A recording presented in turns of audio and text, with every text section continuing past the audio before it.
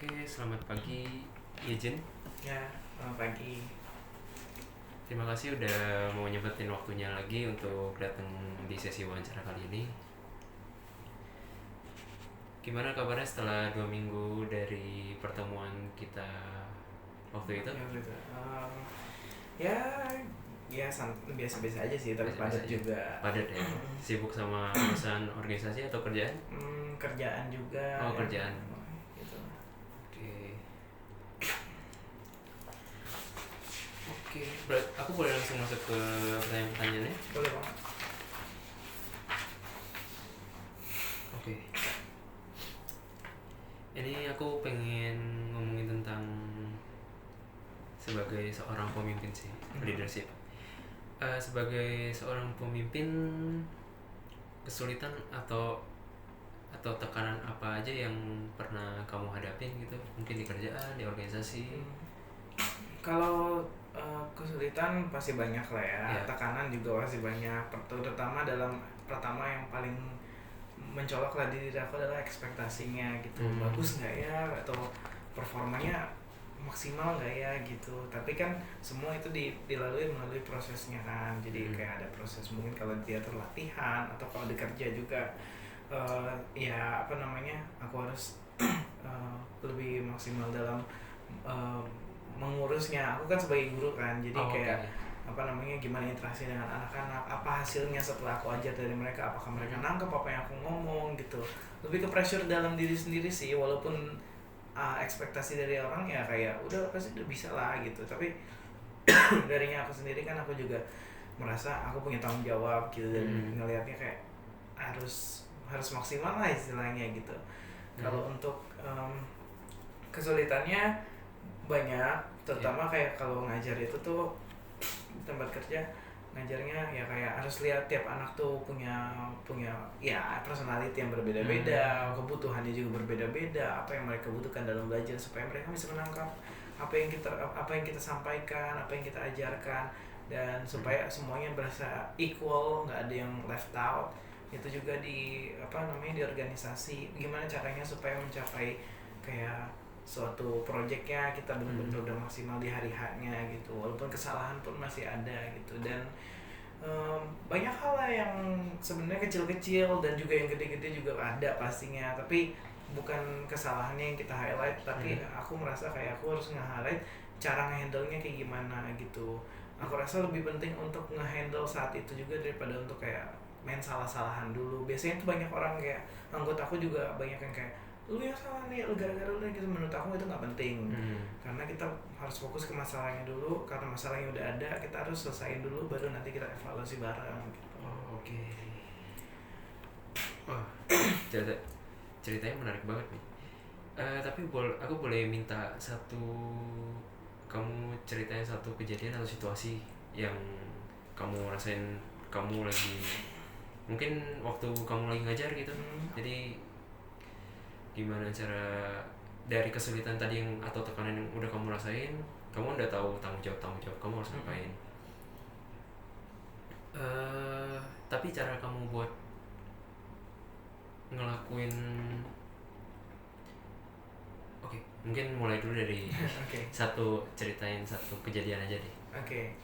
Yang kira-kira apa nih, berkesan kah atau yang selama mengajar itu. Jadi kan Eugene kan tadi ngalamin kesulitan sama tekanan kan. Izin ya. Ya. Terus ya dari cerita itu gimana cara nanganinnya gitu. Jadi kalau untuk kemarin tuh kayak kalau ngajar itu ada tiba-tiba kita di dalam kayak sebulan sebelumnya, berarti bulan April itu setelah ngajar, gurunya datang, wali kelasnya datang kayak bilang ke aku, kayaknya kita akan ada performance deh, tolong siapin anak-anak gitu ya. Dan aku tanya performance-nya kapan gitu, masih di Juni gitu. Masih oke lah gitu kan. Akhirnya kita persiapkan lah, kita latihan selama sama aku ngajar, kita latihan, terus kita persiapin apa yang dibutuhkan, anak-anaknya juga excited gitu. Dan kemarin pas bulan Mei awal setelah aku ngajar ke wali kelasnya datang lagi ke aku, dia bilang, "Kak, sepertinya kita akan tampil di tanggal 20 Mei."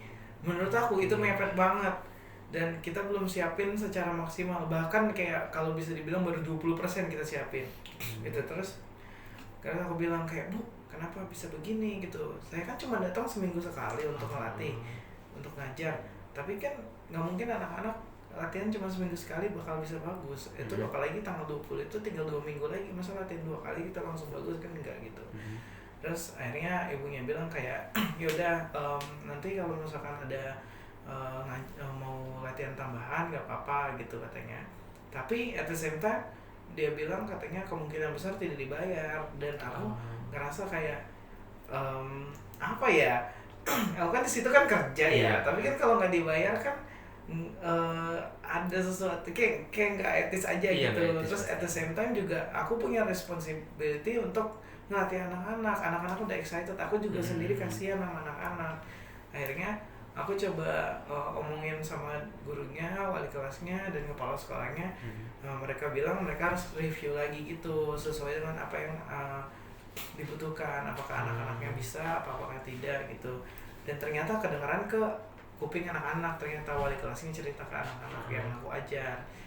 Dan aku tidak expect kalau misalkan justru anak-anaknya yang datang ke kepala sekolah untuk minta aku dibayar lebih gitu. Jadi mereka membantu aku secara tidak langsung untuk desak kayak, "Ayo dong, Sir Eugene dibayar dong supaya latihan lebih, kita mau tampil gitu."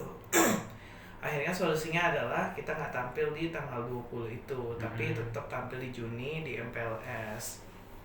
Jadi ya bagus sih mencapai sebuah kesepakatan lah tanpa harus men-sacrifice kegiatan waktu dan juga uang orang gitu.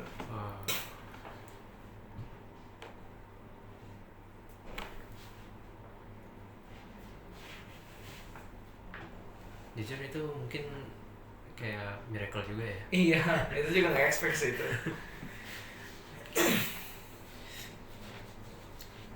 Oke, aku lanjut ke pertanyaan berikutnya. Pernah nggak? Apa kamu pernah terlibat dalam konflik yang bermula dari komunikasi yang nggak berjalan dengan baik atau miskom gitu? Ada banget. Jadi mungkin boleh diceritain mungkin di industri lagi di lagi di organisasi mungkin atau di kerjaan? Waktu itu di organisasi. Miskomunikasinya sebenarnya adalah hal yang yang tidak perlu, sebenarnya masalah kecil, miskomunikasi kecil yang akhirnya karena dibiarkan menjadi merembet banyak gitu. Waktu itu tuh jadi ketika mau pentas itu tuh, sebelum pentas kita dari awal udah merencanakan kayak gini ya gitu. Kira-kira mau panggungnya kayak gimana, mau ini kayak gimana gitu. Gimana nanti perencanaan kita ngelatih anak-anaknya gitu. Nah, dari situ salah satu BPH yang bekerja sama dengan aku, dia itu tidak menjalankan tugasnya dengan baik dalam artian datang sesukanya, tapi kalau misalkan dia pergi tidak izin gitu. Yang mana membuat aku sendiri juga jengkel karena semuanya jadinya harus handle ke aku dan BPH yang lain yang sebenarnya tidak ada urusannya untuk melatih. Bahkan di situ pun bukan urusan aku untuk melatih, tapi harusnya urusan dia gitu. Tapi at the same time ya udahlah gitu. Tapi aku juga merasa menyayangkan diriku sendiri karena aku tidak berkomunikasi dengan dia dengan baik gitu. Jadi kayak ketika dia berperilaku seperti itu, aku diemin aja gitu. Jadi lama-kelamaan akhirnya ketika udah muak, aku baru ngomong dan terjadi perselisihan pendapat gitu. Dia bilang dia merasa sibuk dan dia tidak bisa handle semuanya karena dia juga kerja. Tapi dia tidak mengkomunikasinya hanya pada aku. Aku juga merasa aku di situ bukan posisinya untuk melakukan job desk-nya dia gitu. Dan itu menjadi konflik berkepanjangan gitu loh. Jadi merembet kemana-mana gitu, dalam kayak jadinya kubu-kubuan dan profesionalitasnya jadi pecah dalam sebuah pementasan itu. Jadi kayak kelihatan banget ada sebuah tension lah di situ yang membuat sebenarnya juga bikin nggak nyaman. Bukan hanya aku dan dia, tapi orang-orang sekitarnya kayak kenapa ya kok mereka berdua yang seharusnya membimbing kita dan bekerja sama malah jadi kayak berantem, jadi kayak nggak ngomong satu sama lain gitu. Ada sedikit rasa tidak enak juga kepada anggota-anggota yang sebenarnya mau bekerja sama dengan kita berdua gitu.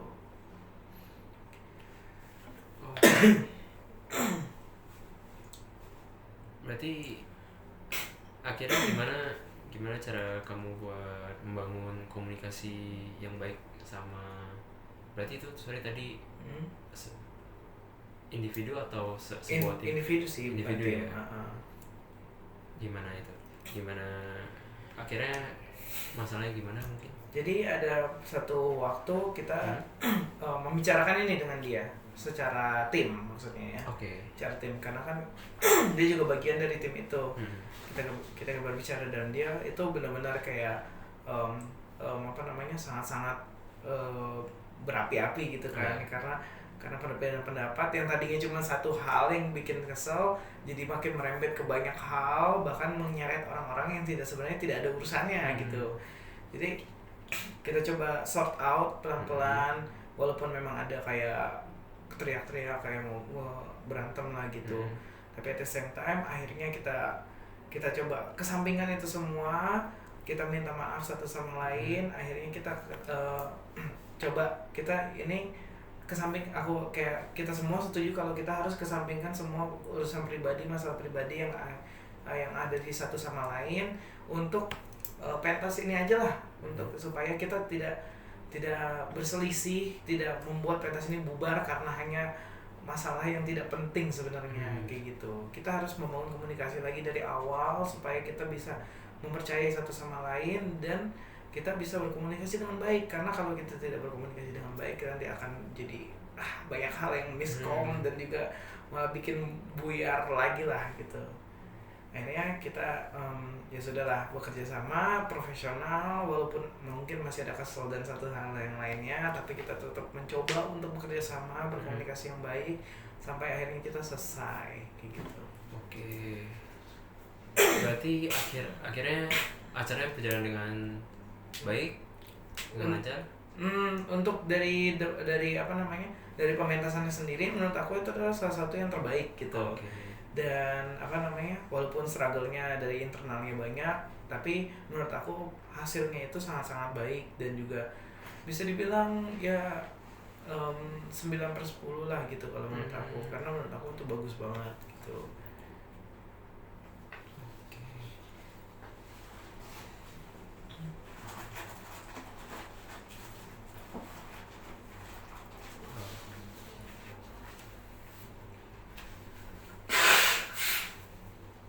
Sorry ya. Enggak apa-apa, it's okay.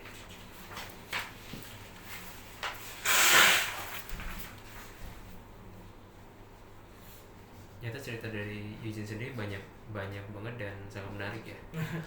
Iya, namanya lama juga kan di organisasi. Iya, benar juga.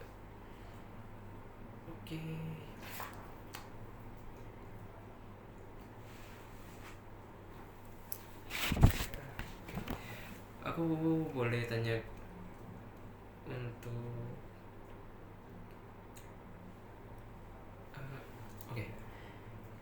boleh ceritain nggak situasi di mana kamu harus ngambil keputusan penting dengan informasi yang terbatas atau dalam waktu yang sangat singkat? Itu lumayan sering sih sebenarnya. Jadi kayak waktu dulu di organisasi di teater itu pas kepengurusan aku sebagai, waktu itu aku masih sekretaris, di situ tuh tiba-tiba ketika aku menyampaikan kayak ke pelatih lama aku kalau misalkan kayak halo kak, gimana kira-kira buat rencananya tahun pembelajaran tahun selanjutnya gitu untuk kita, dan dia tiba-tiba bilang kalau misalkan dia itu mau mundur sedangkan kita sudah mau memulai nih. Nah, tiba-tiba mundur gitu, gimana caranya, kita harus ngapain kalau misalkan dia mundur, kita nggak punya pengganti pelatih gitu kan. Akhirnya ketua aku coba-coba cari kan, dan akhirnya dapat ya. Gimana, kita lanjut aja atau gimana? Boleh post kayaknya. Jadi Maaf kepotong karena mati lampu. Berarti tadi sampai di keputusannya. Iya. Nah iya pas lagi itu kita harus cari-cari nih pelatihnya gimana. Akhirnya tuh aku coba cari-cari dan akhirnya dapet kan.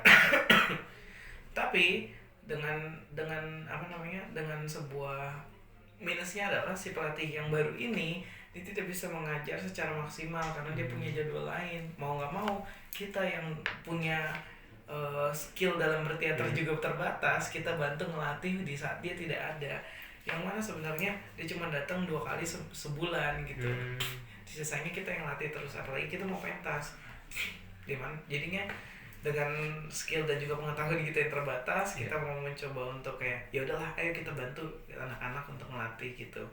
Dan menurut aku hasilnya walaupun tidak maksimal, tapi setidaknya kita oke lah gitu, dapat dapat memberikan yang terbaik dari kita walaupun gak 100% bisa karena kan namanya amatir gitu kan. Terus juga kita ngajar sambil belajar juga, jadinya ya kayak gitu loh. Itu keputusan yang menurut aku sangat dar-der-dor karena tiba-tiba banget bener-bener kayak seminggu setelahnya itu kita harus submit nama pelatih ke UBM dan kayak waduh kalau misalkan nggak ada itu gimana gitu kan, kayak gitu. Oke, berarti tapi hasilnya cukup memuaskan.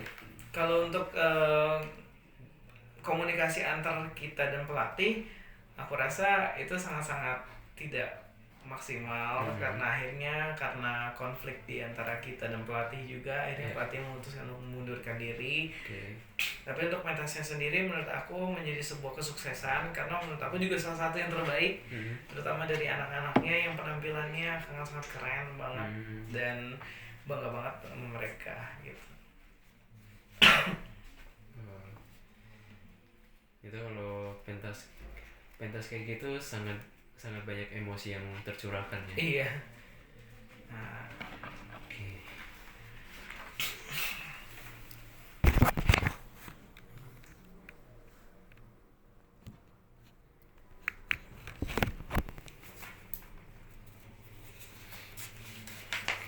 Sebentar ya. Iya.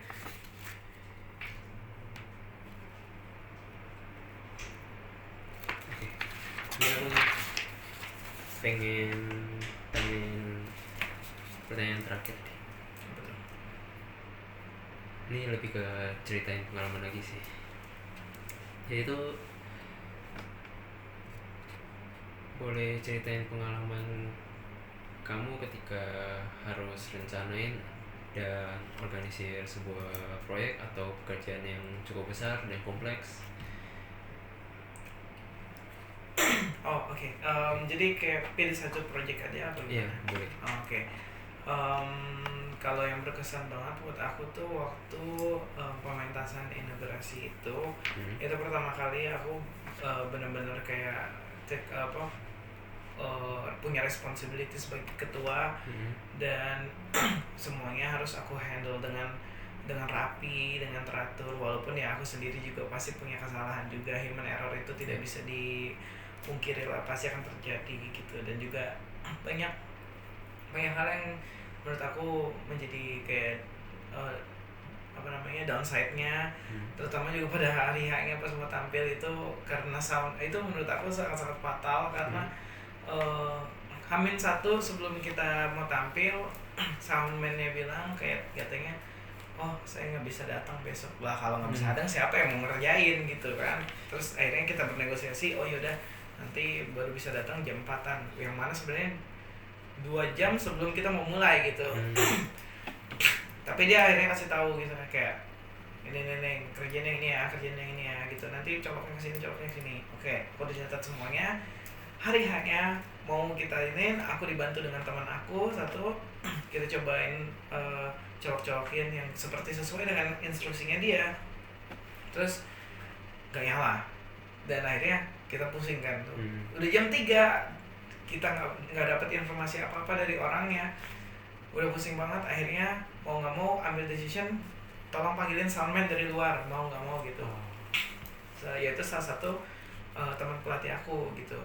Dan pelatih aku panggil, dia datang, bantuin semuanya, dicampur-campur lagi, di set ulang sama dia, dan akhirnya nyala walaupun mic-nya cuman dua yang nyala, tapi nggak apa-apa, akhirnya pementasannya bisa berjalan dengan baik karena para pemainnya sendiri juga suaranya kencang, terdengar sampai belakang, dan apa namanya, menurut aku itu salah satu yang bikin ini sih capek mental sih sebenarnya, bukan capek fisik. Kalau capek fisik menurut aku bisa dihandle, aku handle dengan cara kayak istirahat bentar atau apa kan. Tapi kalau emosionalnya capek banget itu benar-benar. Oke, berarti dari yang tadi, wah itu kayak pusing banget tuh. Udah soundman yang nggak datang, akhirnya udah cobain sendiri buat gantiin, ngikutin instruksi dari soundman sebelumnya dan nggak bisa, akhirnya cari soundman dari luar. Itu gimana hasilnya? Hasilnya ya walaupun tidak maksimal juga, terus juga aku kena mental breakdown di tengah-tengah itu jam 3 itu karena udah mau mulai pentas tapi ternyata mic-nya masih belum bisa nyala semuanya. Ya aku kayak udah kesel, kayak udah siapa gitu, akhirnya kayak nangis di backstage gitu kan. Terus tapi akhirnya teman aku bantuin, terus pelatih aku juga bantuin cari soundman-nya, jadi agak lega dikit setelahnya gitu ya, kayak gitu lah. Berarti yang waktu cari soundman ini dari Eugene sendiri yang cari atau dari orang lain? Akhirnya si pelatih aku inisiatif untuk panggil temannya yang kebetulan tinggalnya di belakang BM, dan kebetulan juga soundman profesional, jadi dia datang ke sini bantuin. Tapi akhirnya aku kayak ya udahlah, kita kasih uang kompensasi lah gitu, terus juga kasih makan gitu. Bantu juga, terus juga beruntungnya ada salah satu anak POW yang bantu untuk, karena dia ngerti soundnya di situ, udah pernah nyoba kelola, dia bantuin aku untuk kayak ini sama soundman-nya kayak gitu. Operasi.